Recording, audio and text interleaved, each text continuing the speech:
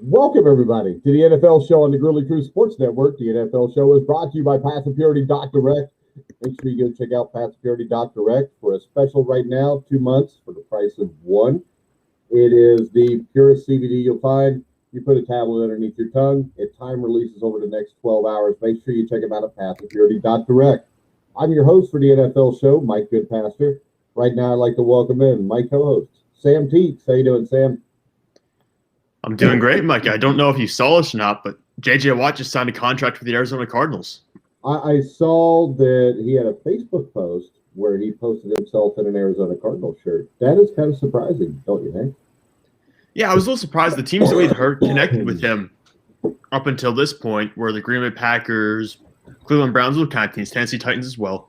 But Arizona now gets him, and apparently, I guess going to a winning football team or a team that could win a Super Bowl immediately wasn't the top priority. But we got $23 million guaranteed over the next 2 years, which is probably about as much as you can get from anyone. But how about this? What's to say that they can't go to the Super Bowl immediately? I mean, we've seen teams turn it around quickly. Now, while I say this, do not believe that they're going to the Super Bowl, but I don't think there's any team, there's very few teams where you can say there's no way they could go to the Super Bowl, because we see teams come out of nowhere all the time now in the NFL. That's true. I mean, there was the 1 year the Jacksonville Jaguars ended up going to the AFC Championship game and losing to New England Patriots. That was a 1 year wonder type situation, even with the Rams going to Super Bowl. So I guess there's an opportunity there. They did just miss the playoffs barely this past year. But comparatively to a team like, I think, even Cleveland or Green Bay, Arizona is obviously a little bit farther down the pecking order. I don't know that they're farther down the pecking order than Cleveland. That's true. Cleveland tends to find a way to. Well, how about this, though? Cleveland plays in the AFC. Yeah. In the AFC, you've got the Chiefs, you've got the Bills. I mean, you've got a plethora of teams there that look good. In the NFC, who do we really believe? Who do we know is going to be a team that can go and win the Super Bowl next year? I mean, with New Orleans, you got questions about who the quarterback's going to be. In Tampa Bay, no matter what anybody wants to say, Tom Brady is still 43 freaking years old. And eventually, Father Time beats everybody, because we're all going to die someday. And someday, Tom Brady is going to wake up and he's not going to be the quarterback he used to be. Will that be next year? Who knows? Maybe it's 5 years from now, but it will eventually happen. If you look at the NFC East, it's a complete mess. The NFC West, which they're in, the 49ers seem to have a really good roster, but they have a roster full of guys that get hurt a lot. Jimmy Garoppolo, he's played one complete season his entire career. Seattle, you've got Russell Wilson now. Either wants out or they want him out or a little bit of both. If Russell Wilson's no longer in Seattle, how good are the Seahawks? With the Rams, you bring in Matthew Stafford, who has a bad back. He's over the age of 30. There's a lot of questions there. So I don't know what I'm missing here. NFC North, Green Bay's good, but Green Bay doesn't scare me the way the teams in the AFC would. So, I mean, I can see this. I mean, as a Cardinal, there's a chance here. And the question to me, though, is if I'm the Cardinals, why would I do this? I mean, to me, J.J. Watt has been injured over the last few years. Most of this last year he was healthy. But I don't think he's what he used to be. How much money are they paying him? Are they reporting that? 2 years, $31 million. Yeah, that's $15.5 million for an old defensive end. I'm sorry, if this was J.J. Watt 4 years ago, I would probably say, well, the Cardinals might be a Super Bowl contender right now, but he's not. So if you're the Cardinals, you have offensive line issues. You have all kind of defensive issues.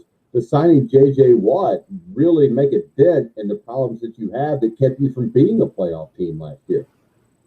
I think it makes a dent there because J.J. Watt was being double-teamed significantly. I think maybe was top 5 most double teams faced by an edge defender this past year. And he still had 5 sacks. In Texas, he's the only defensive lineman they had. Exactly. So I think the production will go up more in Arizona when you have Chandler Jones, who's gotten a couple of sack crowns in the past couple of years. So you've got those two guys paired up now on that defensive front. We know that Watt is still a very good run defender. He's still probably one of the top 5 run defensive ends in the NFL at this point. And looking at his number of snaps he played this past year, he played over 1,000 defensive snaps this past season, the most since 2015. So if you can keep that up, play 1,000 defensive snaps again, I still think you're getting a pretty good bang for your buck there because he will have closer between the 8 to 12 sack range, and he'll still be one of the elite run defenders in the NFL. Yeah, I don't think it's a bad signing, but I don't think it's a signing that would really blow me away and tell me that the Cardinals are going to win something. What would tell me something is this, though.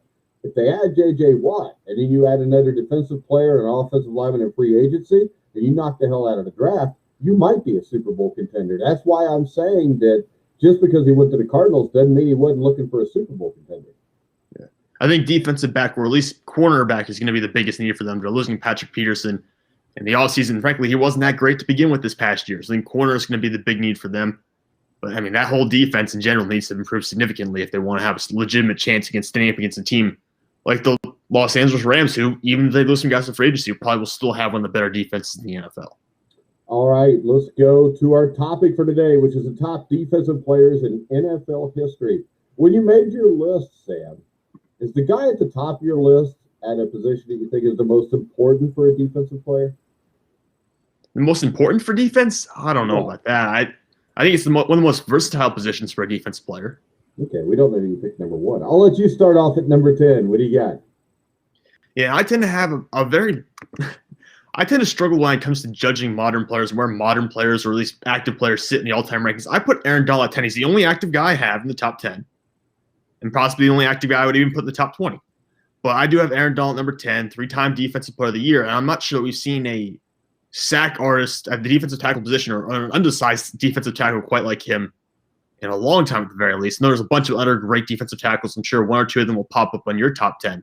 But I have Aaron Donald at number 10 right now. Well, how about this? I won't put anybody that's still playing in because their body of work is not complete yet. I think there's a really good chance that when it's complete, I'll have Aaron Donald in the top 10. My number 10 is a defensive tackle from the Los Angeles Rams. His name was Merlin Olsen, also known as Father Murphy, which you've probably never seen that show, have you, Sam? Absolutely not. All right, but also, he played in the NFL for 15 years, from 1962 to 1976. He was a Pro Bowl selection 14 times. And more importantly than that, he was an All-Pro 10 times, part of the fearsome foursome. And, he was also named the league MVP in 1974. He won the Burt Bell Award for the NFL's best player also during his career. I think Merlin Olsen is a guy that really gets overlooked. And I think a lot of people, when you hear Merlin Olsen, you think of him and Dick Enberg calling the games in the 80s and the 70s. Or you think of Father Murphy. I think he had guest appearances on Little House on the Prairie. He was a really talented guy. He was a great football player. I think he's one of the most underrated football players you'll ever see. I don't think he was underrated when he played. But I think now when you hear people talk about guys like Aaron Donald or Geno Atkins, and they start comparing them, they compare them to guys, like a Mean Joe Green. And Merlin Olsen was as good as anybody that ever played defensive tackle. Wait, he was on two Hall of Fame All-Decade teams from the 1960s and the 1970s. He was a legitimate player in both decades. And maybe the reason he gets pushed back a little bit down the pecking order is because he didn't win a Super Bowl, or maybe also because he played in an era where there was a bunch of really good defensive tackles. I mean, Joe Green came in towards the end of Merlin Olsen's career, and my number 9 player played throughout Merlin Olsen's career. It's Bob Lilly, defensive tackle for the Dallas Cowboys, defensive tackle / defensive end. He went to 11 Pro Bowls during his career, which was 13 seasons long, or 14 seasons long. And he was a 7-time first-team All-Pro compared to Merlin Olsen's 5-time first-team All-Pro selections. He won a Super Bowl, and he was an All-Decade team member in the 1960s. Merlin was first-team All-Pro 10 times. 10 times? I don't know what you're looking at. I see first-team All-Pro selection 5 times. That's what he told me. Really? I don't know. It's what the article said that I wrote. So I saw it somewhere, but I wrote the article like 5 years ago. So who the hell knows? Yeah, your article maybe it's 10 total All-Pro selections. You're talking about first and second team. Oh, maybe. That would make sense. But he was better than Bob Lilly, I think. Yeah, you do? I do. But I think Bob Lilly was a great player. Played at TCU, where Sammy Baldwin played. He was a Horned Frog. And he was on the 75th anniversary all-time team and the 100th anniversary all-time team. Just like Olsen, who you brought up, he was all-decades team in the 60s and 70s, wasn't he? Yeah, he was. So, and also, I think he played more than just one position, because I thought he started his career with the Cowboys as a defensive end, didn't he? Yeah, I think for the first 3 or 4 years, he played defensive end, then moved inside. All right, where are we at? My number 9. I love talking Pittsburgh Steeler football. I got Mel Blount, 57 career interceptions. You had the Mel Blount rule in the mid-'80s or mid-'70s, which kind of changed the way the game was played. He's still 11th all-time hitter in all-time league history for interceptions, 5-time Pro Bowler, 6-time All-Pro selection. He helped the Steelers, of course, to 4 Super Bowl championships. He was named the NFL Defensive Player of the Year in 1975. He was elected to the Pro Football Hall of Fame in 1989. In my opinion, maybe the greatest cover corner in NFL history. You can have Deion Sanders. I'll take Mel Blount, Sam. Take the guy that can hit, right? Well, I'm going to take the guy that I think was a better cover, too. I mean, it's hard to quantify it because Deion Sanders didn't play under the same rules as Mel Blount. Mel Blount locked guys down so much that he made it so Deion Sanders no longer would have to be physical because they took the physicality out of the game. Because if you remember, at the start of Blount's career, until the ball was in the air, you could hit a receiver or do whatever you wanted. That wasn't changed until between 75 and 77. And a lot of that was because of the way Mel Blount handled guys like Isaac Curtis and Fred Biletnikoff. Yeah, I mean, do you think Mel Blount is we're going to kind of give me away as someone else who might be on this list, but is he the second best player on that Pittsburgh defense, or is he the third? Because I know obviously they have Jack Hammer and Jack Lamb there as well. To me, if you go by this list, he was the second best. And I would go with the second best. I would put him above Ham and Lambert. That's fair. I was just curious. Yeah, I mean, really, I would put Ham above Lambert. I don't have either one of them on this list. I don't think Lambert gets anywhere near this list, even though I like Jack Lambert so much. When my son was little, I actually bought him a Jack Lambert jersey. And I know it's a Steelers jersey, and, my son will probably go to hell for that, and I probably will too for letting him wear a Steelers jersey. But I always admired the way Jack Lambert played. My issue with Jack Lambert, he was 6'1", 6'2", 215 pounds. Yeah, he was very skinny. He was very kind of like tall and gangly a little bit. Yeah, so he had limitations. All right, I'm going to go number 8, the greatest defensive end in pro football history, Gino Marchetti. Yeah, probably the second. I don't know. It was between him and Bruce Smith. I think Marchetti, when you look at him, he had 15 seasons. He was selected to the Pro Bowl 11 times, All-Pro 10 times. He led the Colts to 2 NFL titles. He was inducted into the Pro Football Hall of Fame in 1962. And, I mean, if you just watch him, especially if you go back and watch film of him against, Jerry Kramer, Forrest Gregg, those great D offensive lines for the Green Bay Packers, they would double-team Marchetti, and Marchetti would still get through. I think Marchetti is a guy that oftentimes gets forgotten when you talk about great defensive ends, but I think he was a completely dominant player during his era. So if I'm going to compare him, I mean, really what I think is, I think Bruce Smith is probably the greatest defensive end I ever saw. But the difference is, I just think at the time they played, Gino Marchetti made a bigger impact on the game than almost any defensive player of the early 1960s. Yeah, I considered him with this list. It was between him and the number 8, who would get the last defensive end spot. And similar, you were kind of mentioning the same conversation. If we had done a top 15, I think Gino Marchetti would be in there for me, but he's not. Yeah, if we did a top 15, Bruce Smith would be in there for me. What's your number 8? Bruce Smith. It's Bruce Smith. We talked about him a little bit already. But 11 Pro Bowls, 8-time first-team All-Pro. He was on the Hall of Fame All-Decade teams from the 1980s and the 1990s because he played for 19 seasons. So he was productive the majority of those years. He only had 4 or 5 seasons where he was below 7 or 8 sacks, and sometimes that was because of injury. So he goes out, and he's a 2-time Defensive Player of the Year. Of course, he leads the NFL all-time with 200 sacks. To some extent, it's the longevity, but it's also the peaks. I mean, this was a very good run defender as well, who developed throughout his career, even in his late stages of his career when he was in Washington for the final 4 years. He was still learning and still getting better. I think that has to count for something. Yeah, and, I mean, to be truthful, I think he was the greatest defensive end. I think he's better than Marchetti, but I also knew this. You wouldn't have Marchetti on the list, but I knew you'd have Bruce Smith. What can I say? All right, who you got at number 7, Sam? Yeah, number 7 for me is Ray Lewis. I really debated about having him lower. It's hard for me. Like I said, I struggle with judging players that I got to see during my lifetime because I kind of want to move them up a little too high. I never know if I'm overrating them. But Ray Lewis was so dominant early in his career, and I wish they kept tackle data for the first 4 years of his career. They didn't have it back then for the first 4 or 5 seasons. but 13-time Pro Bowler, 7-time first-team All-Pro, won 2 Super Bowls, one of which was during his prime when he was absolutely dominating at the time. Hall of Fame All-2000s team, and was a 2-time Defensive Player of the Year in 2000 and 2003, so very early on in his career.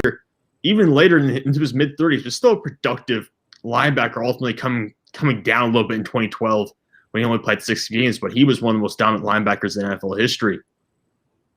Yeah, I've got back-to-back middle linebackers here. My number 7 is Ray Lewis, just like yours. I know when I originally did this list, I had him a little higher, but I've got Ray Lewis at number 7. He was a dominant player. My number 6 is Dick Butkus, and I think he's maybe the most feared player in NFL history. And I know I wrote an article about Chuck Hughes, who was the only player to ever die in an NFL football game on the field. Chuck Hughes played for the Detroit Lions. Of course, he played for the Lions because, if something like that's going to happen, it's probably going to happen to the Lions or the Bengals. But Chuck Hughes died in 1970, and the bad thing about it was Dick Butkus was the guy on the field that as soon as Hughes hit the ground was running to get the medical people out there, screaming for the medical people to come on. The bad thing is the picture of him doing this makes it look like he's glaring at Chuck Hughes and it maybe he killed him. And I know when I wrote the article, I started looking at this. I see all these people's comments and stuff about how Dick Butkus killed Chuck Hughes on the field. It wasn't true. And Butkus was a part of maybe the greatest 2-player draft in NFL history. The Bears, I think it was 1963 or 64, drafted Dick Butkus and Gale Sayers back-to-back. And if you think, looking back at their careers, you draft those guys, you're definitely going to win some Super Bowls. Never even made the playoffs because Sayers, of course, his career was cut short because of injury. Butkus was also, Dick Butkus was a dominant guy. And if you watch him play football, I know he would probably not be allowed to play these days. But the way he played is the way it's supposed to be played. Dick Butkus is my number 6, Sam. Who do you got? Yeah, my number 6 is Rodney Line. I have Butkus on my list. He's just a little bit higher than what you do. And Rodney Line was a guy who came in the NFL, 8th overall pick for the San Francisco 49ers. He was a corner originally for the first 4 or 5 years of his career. And was a great corner as well. But really the move to safety is when he kind of took off. He had a fantastic rookie season with 7 interceptions and led the NFL with 3 picks returned for touchdowns. But he didn't make it our first-team All-Pro selection until 1986 when he made the move to safety. And after that, in 5 of the next 6 seasons, he was the first-team All-Pro. He went on tours to win 4 Super Bowls, was on an All-Decade team member for the 1980s and the 1990s, and it just shows his versatility. And in fact, he only played, I think, 4 or 5 years in the 1990s and still made the All-Decade team. Shows just how dominant he was during his peak. All right, who you got at number 5?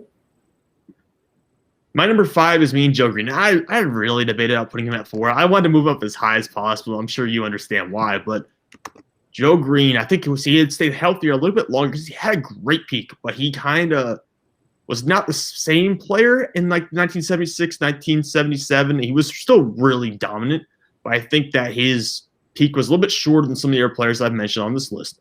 Obviously, he won 2 Defensive Player of the Years awards, so he was obviously one of the best players of all time. But I still think that maybe if the peak had been 6 or 7 years, as it was for someone like maybe Bob Lilly or Merlin Olsen, you might be looking at him as number 2 or number 3. I think this. He is my number 5 also. I think when you look at Mean Joe Green, you see the greatest defensive tackle of all time. The problem is it was only for a handful of years before he got hurt. Basically, after 1975, he was still one of the best in the game. But from 1972 to 1974, I mean, 2 of those years, he was named the Defensive Player of the Year. He was unstoppable. And if you look at that Steelers team in 1972, they lost a really close game to that undefeated Dolphins team, 21-17. They damn near could have won the Super Bowl that year even. And then what they did in 1974, when they go to Oakland and shut down the Raiders and beat them 24-13, and then go to the Super Bowl against, Fran Tarkenton, Chuck Foreman, all these great players the Vikings had. They hold them to 6 points. They beat them 16-6. Mean Joe Green, to me, if 1972 to 1974 becomes 1972 to 1978, he might be number 1 on my list. Yeah, because he was so destructive during those years and, of course, played a great role on a very dominant Pittsburgh Steelers defense.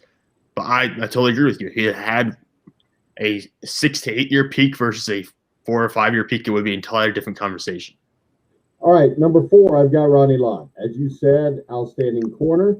And this is not something where he became a safety when he was 35 years old, which you saw guys like Rod Woodson and him do.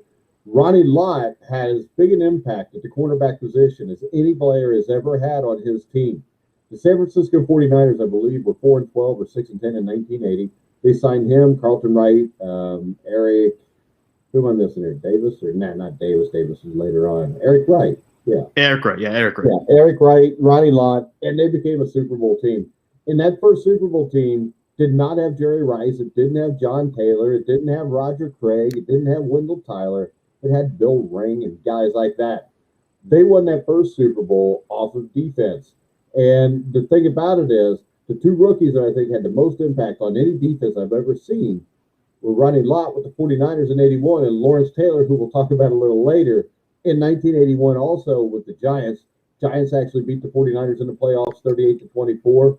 Ronnie Lott would go on to be a great corner, and then probably, for my money, the greatest safety to ever play the game. Ronnie Lott's number 4 for me. Who do you got, Sam? Yeah, my number 4, and this is a name that you already mentioned. My number 4 is Dick Butkus, just because when he played, you go back and watch as much as you can of Dick Butkus. He was so dominant. And he was one of the most feared players in NFL history because of how he played the game and how harsh he was. But he was also a great teammate, and he was very smart. People sometimes overlook football players' intellect on the football field because of how they look or because of how they play the game. But Dick Butkus understood the game very well, which is why he's such a dominant player. And he was also a very physical hitter, which is kind of what he built his legacy on, and possibly goes down as the greatest linebacker of all time. All right. Who you got at number 3? Number 3 was a player I considered for number 2, but didn't quite get there. And you're probably going to disagree with this decision, but I have Deacon Jones at number 3. Possibly the greatest defensive end of all time. I disagree vehemently with it because I've got him higher. I know you do. You probably have him at number 2. Well, you read my article, but that doesn't mean that's where he's staying, because that was 5 years ago. I changed my mind a lot. Well, yeah, I know you do. I know you do, because I read your articles and I come on the show and listen to your writings. I know they changed up a little bit, but Deacon Jones, and this is where you really wish they had tracked the official sacks. According to what he tells everyone, or he told everyone when he was alive, if they had tracked official sacks, he would have the all-time single-season record, because he has had games where he had like 6 or 7 sacks. He was fantastic. And you talk to players, and no one's denying that he was arguably the most dominant defensive player they ever had to face in the game. So it's very interesting to see what those official numbers would look like, because he would have had close to 25 sacks in the season, if not more. Yeah, but remember this. What was the one difference in the rules there that made it much easier? Get slapped the head, right? No. The offensive line, up until the mid-70s, when they blocked, they had to block like this. Oh, yeah. You couldn't put your hands out. And if you can't put your hands out, a guy like Deacon Jones, when you're doing this, that's why he can head slap you and go right by you. So Deacon could say he should have the all-time record. Or we could say he should have the all-time record. But really, if he's dealing with guys like Anthony Munoz or Nate Newton or whoever, and they're actually allowed to use their hands, is he getting 6 sacks in a game? I'm saying no. No, I agree with you there. It'd be it's a very different style of play. When you put your elbows out like this, there's not much you can do with this kind of motion. You can't grab and stick with a guy the same way an offensive tackle can, especially when you got the grip strength as a power of a guy like Anthony Munoz. All right, number 3 for me is Reggie White. I think the difference between Reggie White and Bruce Smith being on here is the fact that Reggie White was on a great Philadelphia Eagles defense. I mean, 1991, one of the great defenses of all time, but Randall Cunningham gets hurt. They go 10-6. But when Reggie White went there, he was actually with the Memphis Showboats in the USFL. He actually took the Showboats to the playoffs. I know it's sad that I remember this without looking it up. They lost to the Oakland Invaders. I remember because the Oakland Invaders were my favorite USFL team with Bobby Herbert or A-Bear, whatever the hell is Herbert. But they called him A-Bear, which A-Bear would be like A-B-E-A-R to me. But he goes from the Eagles to the Packers, and the Packers almost immediately win the Super Bowl. This is a Packers team that had lost repeatedly to the Cowboys in the playoffs, and it's an Eagles team that, like I said, they lose to the Cowboys. They're not beating the Packers. They're not beating teams like that. And he goes to Green Bay, gets on a better team. But I think the big thing here is this. I mean, 13 of his 15 seasons, he earned either Pro Bowl or All-Pro honors. But on top of that, as we've talked, when I look at these players, it's what kind of an impact they made on their teams. And he made the Green Bay Packers a Super Bowl team, and he made Brett Favre a Hall of Fame quarterback. Because my case is this. Brett Favre may not even ever get to a Super Bowl if they don't sign Reggie White. And I can guarantee you they never would have won a Super Bowl without Reggie White. When in that Super Bowl game, did he have, was it 2 sacks in the Super Bowl game? I'm pretty sure he made an impact down the stretch with them. Yeah, he had a couple sacks there. I mean, he tore up the Carolina Panthers in the championship game. I mean, he was the thing that put them over the top. It wasn't Brett Favre. Brett Favre needed Reggie White. Now, Reggie White needed Brett Favre too, I guess you could say. But in the end, Reggie White is the reason Brett Favre gets all those dumbass commercials with the flannel shirts on and the copper fit stuff. Yeah, I do have numbers like Reggie White averaged 13.2 sacks per year during his career, and that includes the year he came back and played with Carolina in 2000 after being retired in 1999. He played for Carolina. Yeah, for 1 year. No one remembers that. He only had 5.5 sacks that year. But averaging 13.2 sacks per game, and just putting that in perspective, Lawrence Taylor averaged about 11. Kevin Green averaged 10.6. Bruce Smith, 10.5. So we're talking about a guy in Reggie White who averaged almost 3 sacks per game more than some of the other greatest players we're talking about on this list. All right. Now, we're going to go ahead and go to my number 2, which is Deacon Jones. And, you know, they say he's third all-time in sacks. It was an unofficial stat. We don't really know. 8-time Pro Bowl, All-Pro selection. And I think it's safe to say that Deacon Jones was probably the NFL's first great pass-rushing defensive end. And like I said, though, the thing I want to quantify this with, he won the NFL Defensive Player of the Year in 67 and 68. But the one thing I want to quantify it with, and the one reason I would never put him at number 1, were the rules that constrain the offensive line at the time compared to what you get now with the offensive line. So we don't know what Deacon Jones does if Forrest Gregg can actually use his hands. And like I said, it's almost impossible to be able to do this and block anybody. The thing is, you had to get your hands like that, and your feet had to be quick as hell. And you had to be able to handle people. And you get a guy like Deacon Jones, as big as he is with that wingspan, he's going to get his hands on you either way, and there's not a damn thing you can do about it. So actually, the more I talk myself into this, I don't even know if I'd have him in the top 10. Well, yeah, and looking at it now and just evaluating guys coming out of college and when you play tackle, the arm length is a big deal because you have to be able to fight against those longer defensive ends. And you also have to be able to have a strong grip and be able to have quick hands to counter defensive ends in their moves. So it's a very big part of the game that, like you said, was not in play during Deacon Jones' career, or most of it at least. All right, you got to do your number 2, right? My number 2 is Reggie White. We kind of talked about it already. Yeah, I would probably switch that too, just because nobody chicken wing blocking. See, I remember in Pee Wee football, 1978, I played for the Chiefs. We're down there. And the thing is, Pee Wee football back then, there was 4 teams in Aurora, and 8 to 12-year-olds all played together. So all the 8 and 9-year-olds are all offensive linemen. I remember being down there, squatted down, in my stance like this, walking around like a chicken. Dumbest shit ever. It just was. I couldn't imagine. I couldn't imagine if the game was played like that today. I just couldn't imagine it. Well, the thing is this. I remember my Pee Wee coach in 1978, I'm still friends with. And he still swears that, if he coached the Pee Wee team now, he'd teach them to block like that because that teaches you to be a good offensive lineman. I suppose, the footwork probably helps out a lot. Well, yeah, but he's in his 70s, and a lot of times you start to lose your mind by then. I'm assuming we both have the same number 1 here. Oh, we both got the same number 1. Anybody that doesn't have Lawrence Taylor at number 1 is stupid. He revolutionized the position of outside linebacker in the NFL. He was drafted by the Giants in 1981. They went from a 5 or 6 win team to making the playoffs, winning a playoff game. They beat the Eagles in Philadelphia, and that's an Eagles team that was the defending NFC champion. And I remember, I think it was Joe Danello kicked a field goal in overtime. The Giants upset the Cowboys 16-13. I remember watching the game. It was on a Saturday afternoon, week 16. The next week they come out and they beat up the Eagles. And I think that was a game where they went up like 20-0 early on the Eagles. Ended up beating them 27-21. Gave the 49ers all they could handle. And then, of course, Lawrence Taylor goes on to be the most dominating player in NFL history on the defensive side of the ball. And the thing is this, Sam, my biggest question is, was it because of the cocaine, or would it have been even better if he'd have been clean? Yeah, we have no idea. And you and I have kind of talked about us a little bit before. You don't know exactly how it would have been better. Now, I know, obviously, from basketball history, there were a lot of players who got hooked on coke who were significantly worse after having it. So maybe Well, it that's could have been because better. they got caught. I mean, Lawrence Taylor didn't get caught. They were testing yeah. him. You know, Michael Ray Richardson with the Nets, he got caught. Yeah.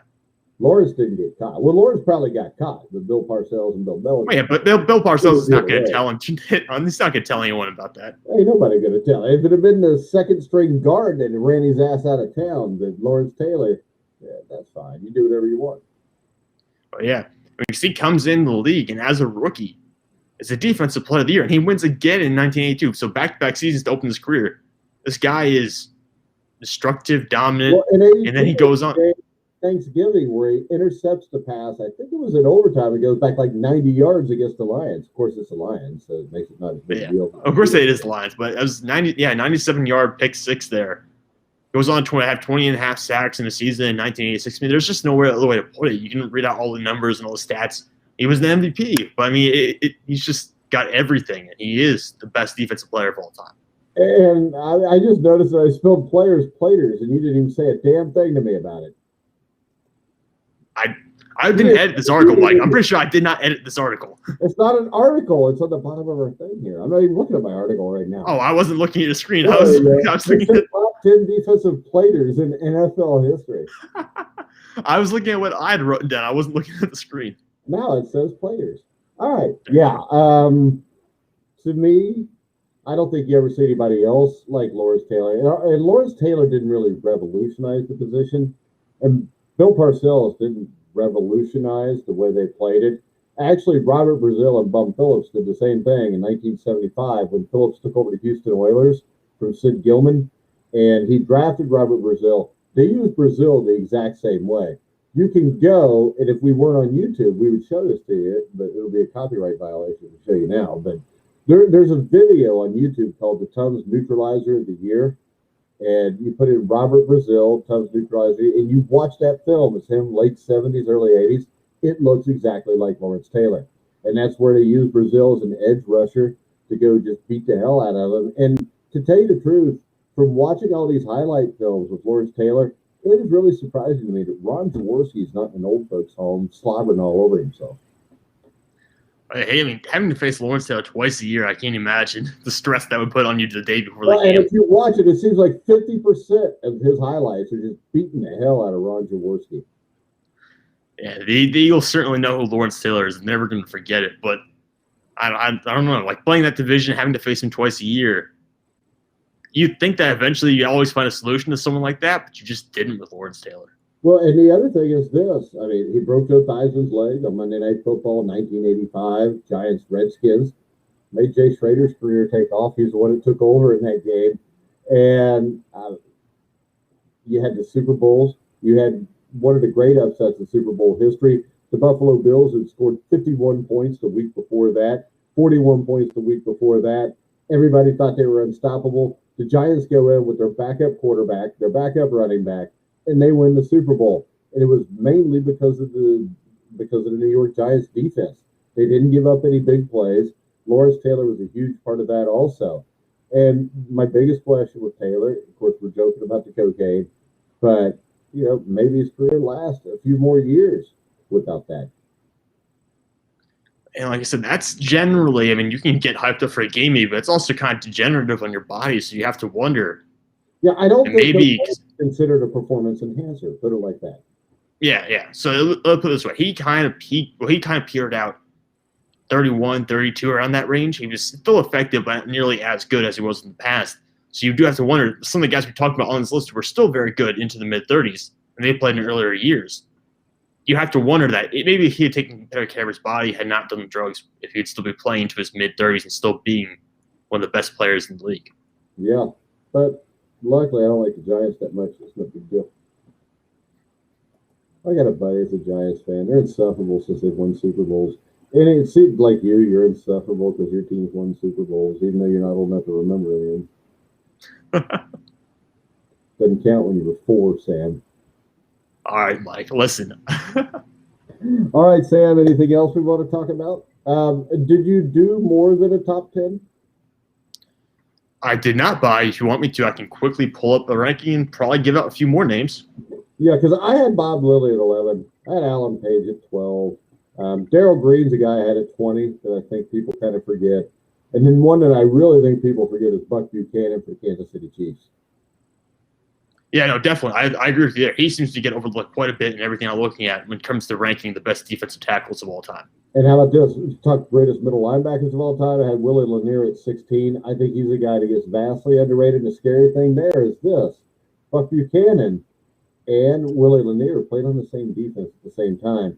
And I still think the 1969 Chiefs were the greatest defense that ever lived. Was there another Hall of Fame line? Was Bobby Bell on that team too? Yeah. I mean, that defense was stacked. I mean, big time stacked. And if you look at what they did in the playoffs that year, it was pretty impressive considering they're doing it to the Raiders, the Jets, and the Vikings. I think they gave up a total of 2 touchdowns in those 3 games. Not 100%. Yeah, I'm pretty sure. And I'll look at that real quickly. What year? That was 69. Yeah, 1969. They ended up having. I think they beat the Jets like 13-6. They beat the Raiders like 17-7, and then of course they won the Super Bowl 23-7. Yeah, you're right. You're dead on. So, and if you want to go even further back, the last game of that season, they lost to the Raiders like 10-6. Yeah, they did. They held. That's one of the situations we talked about. Some defense. 2 or 3 losses were to the Raiders, and they actually gave up 27 to the Raiders. The other team they lost to was the Cincinnati Bengals with Greg Cook. So basically, you're telling me the Bengals should have won the Super Bowl. If Greg Cook doesn't get hurt, the Bengals probably would have won 15 straight. You can win 15 straight now with Joe Burrow. It's all right, Mike. Probably. I don't know if Burrow will play that long. They might get bored with beating the Steelers. Okay, all right, Mike. Hey, what about Ryan Finley's 1-0 against the Steelers? Go ahead. He's off to a hot start to his career. What about Chuck Bednarik? Where would you put him if you're doing for linebacker? I had him in the top 20. If you're going all-time players, I would probably put him in the top 10 because that's a guy who was an all-pro guard and an all-pro linebacker. But I took my list off here, so I don't remember where I had him. But I had him, I think, at like 16. I think I had him between Buchanan and Lanier. Yeah, I have him about 16-ish, I want to say. Alan Page and Night Train Lane. Those are 2 other ones we didn't talk about. Yeah, I had Page at 12. I think I had Lane at 17. Yeah, I'm a little bit higher on Jack Lambert than you, so I might have had him in the top 20. I had Jack Lambert in the top 20. I had him at 19. Oh, you did? Yeah. I mean, Jack Lambert was a great player. I'm just saying, when you compare him to, like, Dick Butkus, I don't think his comparison is as great. I also think this. Jack Ham was in my top. I don't know if Ham was in my top 20 or not, but he should have been because I think this. I think Jack Ham is the second greatest outside linebacker I ever saw. He's the only guy close to Lawrence Taylor. Fantastic in coverage, right? Yeah, that was the difference. Plus, he could go get you. But with their front four, they didn't really need anybody to go get you. They had Mean Joe Green, L.C. Greenwood, was it Steve Furness? Who was the 4th guy there? Oh, it was L.C. Greenwood, Mean Joe Green, Steve Furness, John Banaszak. Yeah, Banaszak came in later. I think it wasn't one of the original ones. Last 2 Super Bowl teams. Yeah, one of the last 2. Yeah, I'm trying to remember who was the Dwight White. Dwight White was there. Dwight White. I'm trying to think who's the other one. So remember, Dwight White, I'm pretty sure, was the one who got sick the day before, a couple days before the Minnesota Vikings game, the Super Bowl. I can't remember who the other one was. Yeah, and then again, that Steelers team. I mean, to me, greatest defenses of all time, I would throw the late 60s Chiefs, mid-70s Steelers, and probably that Seattle Seahawks team that won it all against Denver. Just because the rules were different, and I think it was tougher to defend because you couldn't jam the receivers. So if I go modern era defense, I think that Seattle team was better than the 85 Bears or the 2000 Ravens. Really? Well, yeah, I guess because defensive backs were so destructive. And they played the top offense in the NFL, and they blew them apart in the Super Bowl. Yeah, they completely manhandled them. And that Super Bowl, I think Denver was favored in that game, too. Where if you I think so, too. If you look at the other 2 Super Bowls, New England was considered weak, and the Giants were considered weak. Those were supposed to be blowouts. I mean, you wouldn't have had to have a great defense to win those games. Yeah, no, New England was surprising. Was it the first Super Bowl New England had ever been to, or was the second? It was the first. It was the first. It was actually, I think it was the first playoff game they ever won was in '85. Now, I mean, they won some, I think, in the '60s when they were the Boston Patriots as an AFL team. But if you look at them, once they got in the NFL, they didn't make the playoffs till '76. They lost that 24-21 game to the Raiders. And then they made the playoffs in '78. They got upset by the Oilers like 34-10, 38-10, something like that. They made the playoffs in '82 off of that John Smith field goal in the snow where where the Patriots had the convict come out with the snowplow area where they kicked the field goal. But then they lost 28-13 to the Patriots in the first round of the playoffs. Then they didn't make it in '83 or '84. '85, they made the playoffs by beating the Cincinnati Bengals 31-23 in Foxborough. And then they got their first playoff win the next week. They went to New York and played the Jets, and they beat the Jets. I think Pat Ryan had to play that game because O'Brien was hurt. But I'm pretty sure they beat the Jets. I know you're checking me. You tell me when I'm wrong. But they beat the Jets, and then they went to L.A. and they upset the Raiders 27-20. The great thing there was you had a fight between, like, the GM, or I think it was a player. I think maybe it was Matt Millen, got in a fight with actually the owner of the New England Patriots or the GM of the Patriots. They got in a fist fight on the field, but they won that game. And then they go to Miami. And Miami, of course, in '85 was the one team that beat Chicago 38-24. Everybody thought we were going to get to see this epic Super Bowl rematch. Dan Marino comes out, throws 2 or 3 picks, and the Patriots were behind the running of Craig James, just beat the hell out of them, like 31-14 in the Orange Bowl. And then for some reason, instead of starting Steve Grogan in the Super Bowl, they started Tony Eason. And I think Eason was like 1 for 6 with an interception. Not very good stat line. But the interesting thing to me about Super Bowl 20 is I picked the Patriots because I hated the Bears in that stupid-ass Super Bowl shuffle. But I remember the Bears fumbled early, and the Patriots got the ball. And like the second play after they got it, Tony Eason throws a pass to, I think it was Lynn Dawson. It was spelled Lin. He was a tight end for the Patriots, and it should have been a touchdown, and it wasn't. And they ended up having to settle for a field goal. They were up 3-0, and that's as good as it ever got in that game. Yeah, and Tony Eason actually 0 for 6 is what I'm seeing here. He had no completions. 0 for 6? Okay. Yeah. I thought he completed 1. So that 1 that he threw to the Bears didn't count. Apparently not. Yeah, Steve Grogan, had a much better game, but still got kind of beat around a little bit. What about Mike Singletary? We're talking about the top defensive players in history. Where would you put Mike Singletary in this whole thing? He's a great player, but I don't think he is in the same conversation as the guys we've talked about. Okay. I mean, to me, I think, and I'm probably one of the few people to think this, but I think Wilbur Marshall was the best linebacker on that team. That's right. I think you've told me this before. I mean, Wilbur Marshall was an outside linebacker. They played different positions, but to me, Wilbur Marshall was an all-time great outside linebacker that people forget. And another guy people forget is Otis Wilson, who was a great linebacker also. And when I look at these defenses, I think the one thing that stands out to me about the '85 Bears is I don't think the secondary was that great. And they got toasted by Marino, and they gave up, I think like the second or third game of the year, they gave up like 38 points to Tampa Bay. I mean, they were vulnerable if you could block them for just a little bit.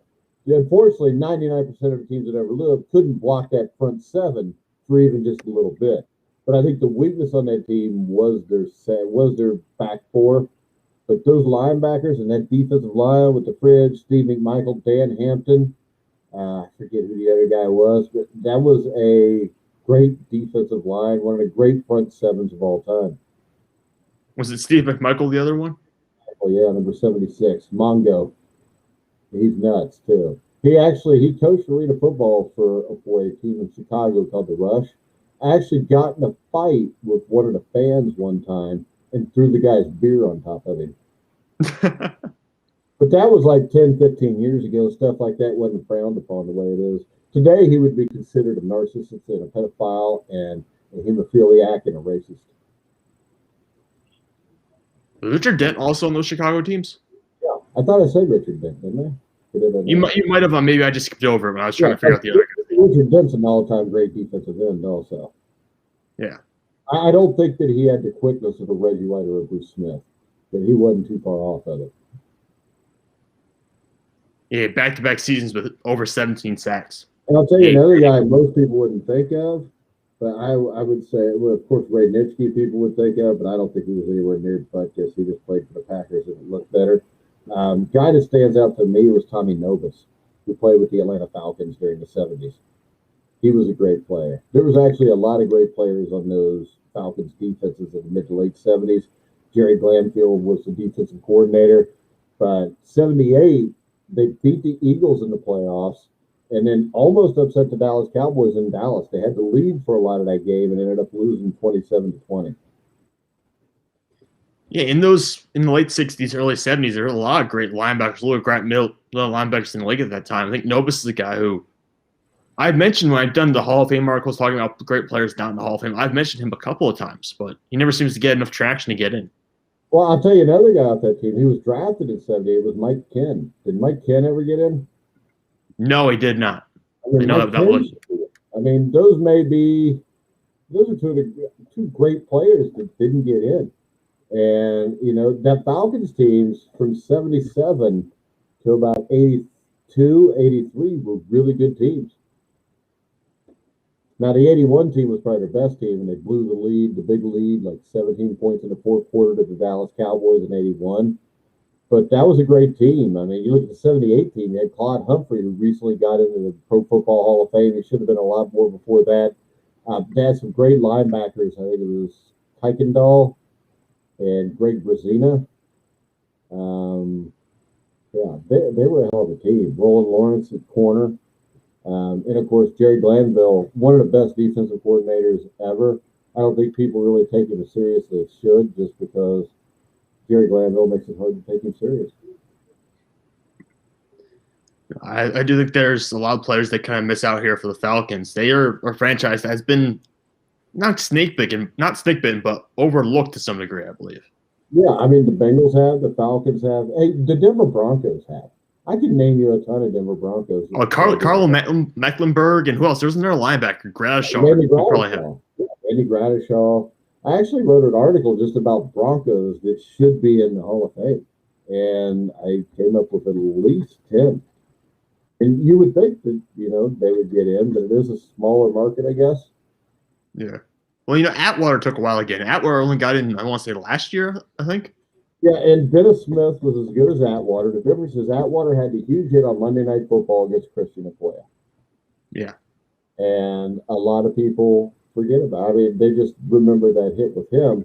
And him and Dennis Smith together was a great safety combination for the few years that they played together.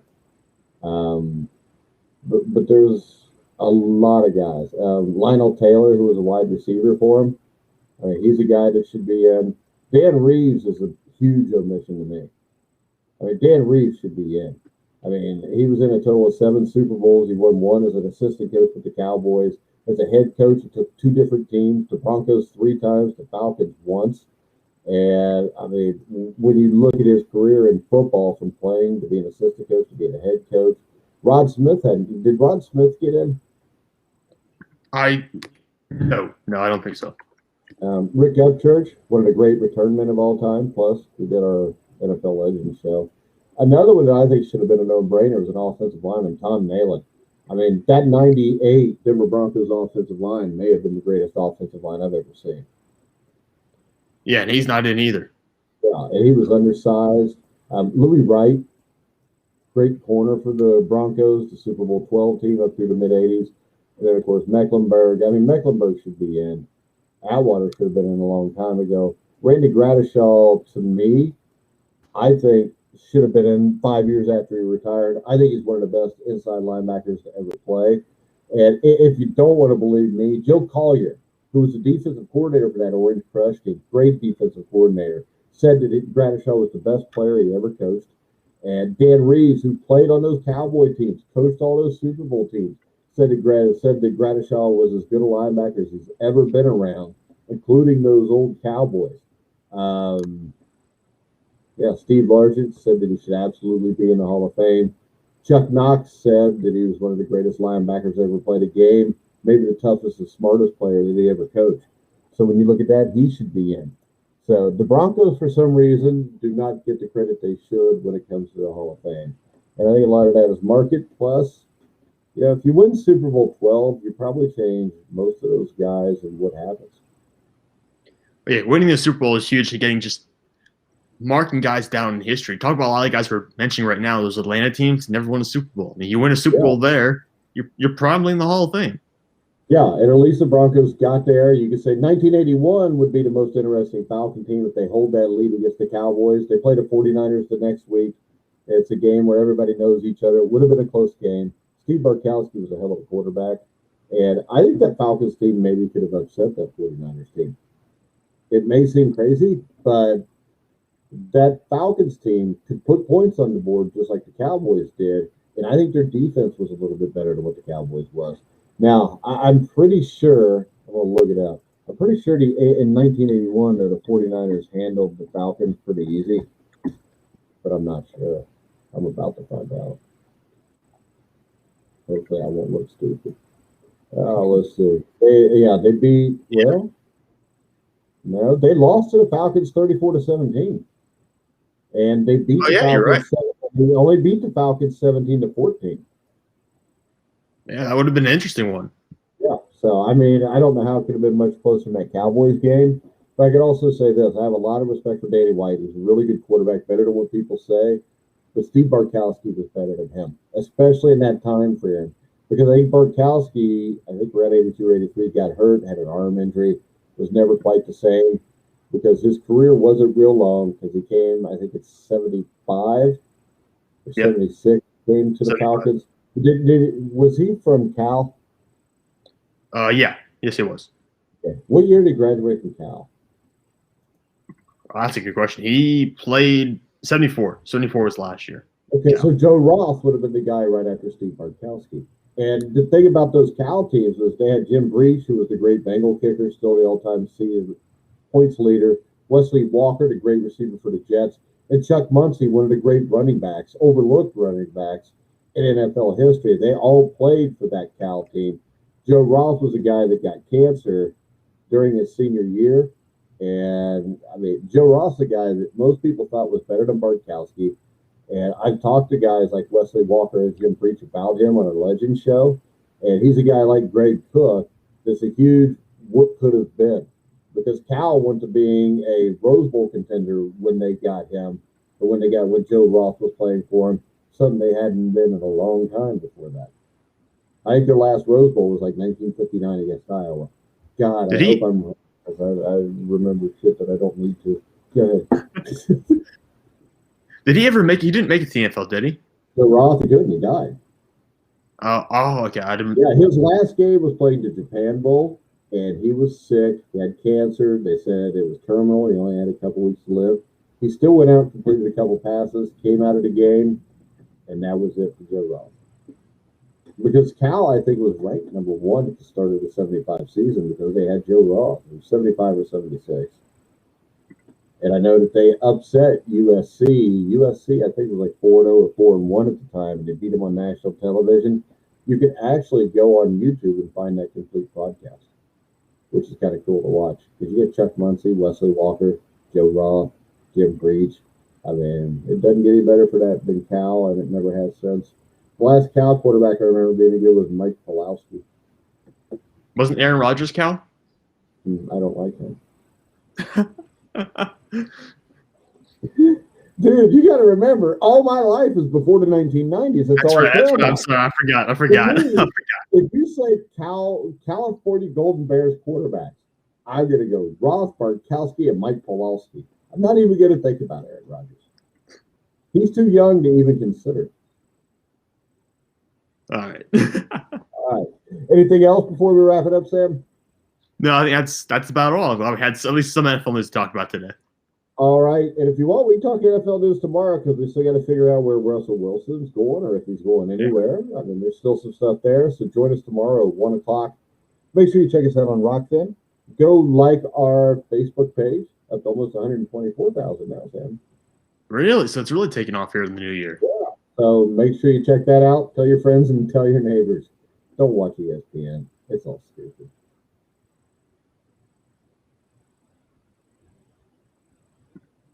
I thought Sam would say something there, but I guess not. Oh, well, you waiting for me? Is this something? I don't know. I just thought you'd fill in and tell everybody your email address and all that, or not email, but your Twitter. But Sam's Twitter profile is @SamTeach33. Correct? Yeah, @SamTeach33. Yep, you got it. I forgot what number it was. That's why I was trying to hand it off to you. You can follow me on Twitter @GrillingTruth. Make sure you listen to all of our shows, watch all of our shows. You can see us live daily at 1 o'clock Eastern. And yeah, at some point, Steve Risley is going to be on the college basketball show. Oh, yeah? Yeah, I may need to do it with us. Good. What? No, good luck with that, Mike. Oh, not even an NCAA tournament selection show? I could know. Yeah, all right. Tournament, you know you're going to want to watch it. All right, We're going to wrap it up, guys. Me and Sam, or Sam and I, we'll be back at 1 o'clock tomorrow. So, for Sam Teach, I'm Mike Goodpasture. You've been watching and listening to Grilling Truth, where the legends speak.